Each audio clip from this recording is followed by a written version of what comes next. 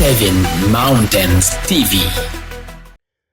Reka mbasuhuze mwese kandi mbifurije kugubwa neza abakunzi ba 7 Mountains TV cyangwa se imisozi irindwi. Nizere ko mumeze neza kandi nizere ko aho muri hirya no hino ubuzima haburimo bugenda neza. Nizere ko Imana ibarinze. Nanjye rero Imana irandinze kandi nanjye ndabona ikinije kubaho ndetse ikinije guhumeka. Nizere ko hirya no hino kandi abatameze neza namwe mukomeje kwihangana cyangwa se mukomeje kugira mukomeye, kubera ko muba mukwiriye gukomera cyangwa se muba mukwiriye kwikomeza, kubera ko niko ubuzima bumeze, niko isi iteye kandi niko twayisanze. Nta gihe na kimwe ibintu bizaba byuzuye neza, ariko kandi icyacu ni ugukomera no kwikomeza ndetse tukiringira Imana. Reka rero tuhanzike tuje mu kiganiro cy'uyu munsi. Of course n'ubundi ndabandi ku musozi wa religion. Umusozi wa religion ukomeje kuganza cyane, cyangwa se ukomeje kuba ari wo uza cyane, ariko si ukuvuga ko n'indi misozi tutazayiganiraho: umuryango, business, politike ndetse media, sport and entertainment n'ibindi byinshi. Tuzajya tufata umwanya naho tuhaganire, kuko intego yacu ni ukuvuga ngo ni gute nahagarara ku musozi wa business, cyangwa se ni gute naba ku musozi w'umuryango nkanaba n'umukozi w'Imana mwiza, cyangwa se ni gute na balansa ibyo nkora bya buri munsi ndetse no kuba umukristo kandi mwiza. Yes, uyu munsi rero tukaba turi ku musozi wa religion, tukaba tugiye kuganira kuri Pasika cyangwa se Easter, cyangwa se umunsi abakristo benshi bizihiza ho kuzuka ku mukiza wabo, cyangwa se ku mwami Yesu, umwami wabo. Ego kaba ari byo tugiye kuba tuganiraho. Yes, turahera kuri Good Friday, ndetse Good Friday ni umunsi ubanziriza nyine Pasika. Ni umunsi ndetse n'ibihugu byinshi bigiramo konji, ibihugu byinshi bishingiye ku bya gikristo kugira ngo bawutangamo konji kugira ngo bajye kwitegura, kuko uwo munsi ngo nibwo Kristo yakubiswe cyangwa se yafashwe, ni nabwo yapfuye. Hanyuma Pasika rero yo ikazaza ku munsi yazutseho. Turabaha tuganira rero ku nkomoko ya Pasika, cyangwa se turabanza tuvugeho gato ubundi Pasika yavuye he, ubundi Pasika ni ngombwa kuyizihiza, ubundi Pasika yaba yibutsa abantu iki. Yes, Pasika rero n'ubundi kuva kera yahozeho, cyangwa se n'ubundi kuva mbere y'uko Yesu avuka. Pasika yahozeho, ariko uburyo yizihizwaga cyangwa se uburyo abantu bayizihizaga ntabwo babaga bayizihiza bibuka ko yazutse, kuko yari atarabaho. Ahubwo hari byajyaga bibaho kera, abapagani bajyaga bizihiza nk'umuco wabo. Nimvuga abapagani nyine ni ukuvuga abantu ngo batizera Yesu cyangwa se batamuzi. Iyo uvuze umupagani ni muri ubwo buryo. Hanyuma rero mu myaka ya kera mbere y'uko Yesu avuka, Pasika yahozeho, ariko ikajya yizihizwa n'abapagani ba kera mu bintu by'imico yabo, aho babaga bizihiza ubwira kabiri bwabaga bwagaragaye ku isi, cyangwa se the spring equinox. Iyi spring equinox murabizi ko hari igihe kijya kibaho izuba, ukwezi ndetse n'isi, navuga ngo bigahurira muri axe, ugasanga hari ku manywa ariko burije neza neza, isi icuze umwijima kandi turi mu masaha ya kumanywa. Byakundaga kubaho ndetse no mu minsi ya kera, kandi n'uyu munsi ngira ngo biracyabaho.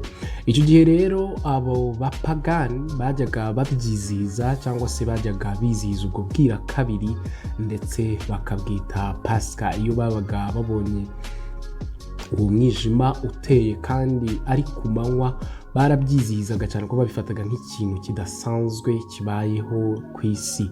Wari umunsi wabo rero wo kurya bagaselebratinga, bagatumira inshuti zabo, bagasharinga ibyo bafite cyangwa se bagasangirira ku meza amwe, ndetse yari okaziyo ngo yo kudekora amazu yabo agasa neza, ndetse no kuba basangira nyine n'imiryango ndetse n'inshuti nk'uko nabivugaga. Icyo gihe rero bo bizihizaga Pasika, ariko bizihiza ubwira kabiri bwabaga buje ku isi cyangwa se bwabaga buteye ku isi. Aha rero hari n'ibimenyetso cyangwa se navuga ngo hari mu by'imico yabo ya kera nyine bajyaga bafata nk'aho ari ikimenyetso cy'iyo Pasika yabo. Aha twavuga ko hari icyitwaga nk'amagi, Easter eggs, cyari ikimenyetso cyiza cyangwa se cy'aba Babylonians cyangwa se abo muri Babuloni bajyaga bizerera mu magi. Icyo gihe ngo ni amagi yajyaga aturuka mu ijuru cyangwa se yajyaga hanuka akaza akagwa mu ruzi rwa Efurati bakajya kuyatora rero. Hanyuma iyo yabaga yaguye cyabaga ari ikimenyetso cyabo cy'uko iyo Pasika yabo yenda kuba. Ikindi kimenyetso cyari Easter bunny cyangwa se rwari urukwavu rwabaga rushushanya cyangwa se rwerekana iyo spring season igiye kubaho cyangwa se ko ubwo bwira kabiri bugiye kubaho. Hanyuma rero bagafata igishushanyo gikoze mu rukwavu bakakidekora cyangwa se bakakitegura, hanyuma bakaba bari nk'ikimenyetso cy'uko iyo Pasika yabo yenda kuba. Icyo kimenyetso cy'urukwavu rero cyabaga nyine kiri muri ibyo birori byabo cyangwa se iyo Pasika yabo cyangwa se iyo pagan festival babaga barimo kwizihiza nyine bishimye. Babaga bafite n'ibimenyetso by'inkwavu ndetse n'ibyariye amagi nababwiraga. Hariho n'urundi rurabyo rwitwa lili cyangwa se lili nyine, narwo ururabyo rw'umweru iyo rwabaga rwarabije cyangwa se iyo rwabaga rweze, byabagaragarizaga ko ari ikimenyetso cy'uko iyo Pasika yabo yenda kuba cyangwa se iyo Easter yabo yenda kuba. Hanyuma rero bakazica bakazitaka. Nababwiye ko nyine bajyaga bakoresha ibimenyetso bitandukanye bajya gutaka. Ikindi ikimenyetso cyabo cyangwa se icyo bakoreshaga muri uko gutaka kwabo, bakundaga gukoresha umusaraba ngo wagaragazaga ibitambo cyangwa se wagaragazaga gutambwa biri, ariko byo bikaba byarakunze kubaho mu gihe Pasika yari imaze kuba yadobotwa n'Abakristo. Hanyuma rero uko kwizihizwa kwa Pasika kw'abapagani bizihiza ubwira kabiri, barya banywa bishima. N'uyu munsi wa none hari abantu bazi ko kuri Pasika ari igihe cyo kurya, ari igihe cyo kwambara neza, ari igihe cyo gutembera ahantu utari usanzwe ujya, kandi koko bitewe n'uko byizera ubwo niko byakubera. Iyo rero akaba ari inshamake navuga y'inkomoko ya Pasika, ariko nyuma byaje kubaho ngira ngo mu mateka. Iyo usomye neza mu bitabo byinshi bigiye bitandukanye bavuga ko uwo Kristo nyine yavutse, nubwo yavutse avukiye mu Bayuda, naho n'ubundi Pasika yajyaga ibayo, ariko Pasika yabo ikaba yarabaga ari umunsi w'imitsima cyane cyane idasembuye. Bigomwaga vino, bigomwaga ibindi byinshi nakwita by'ibyaha cyangwa se binyuranyije no gushaka kw'Imana. Bagafata imitsima idasembuye, ntibanywe vino, ubundi bagatarama bakaririmba. Yari iminsi bizihiza cyangwa se baziririza ku buryo nta kibi bari bukore muri iyo minsi.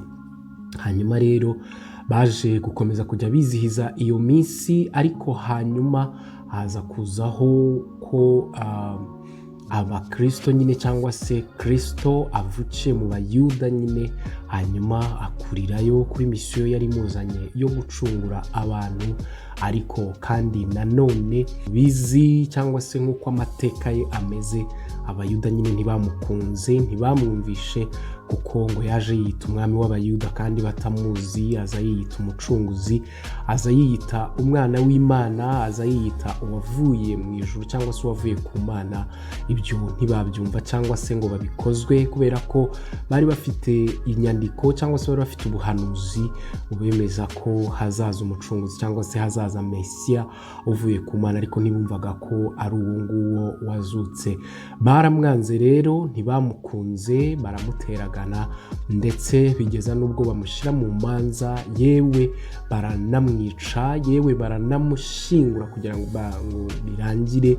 Ariko icyo gihe rero mu Bayuda bari bafite umuco w'uko umuntu wahamwe n'icyaha ahanishwa kubamba, kuko niba musoma neza cyangwa niba mwibuka neza, yabambwe ngo hagati y'abambuzi babiri, mu gihe umwambuzi umwe wagombaga kubambwa hagati. Abayuda bari basabye ngo tubamburire Baraba, ubambe uyu wise umwana w'Imana.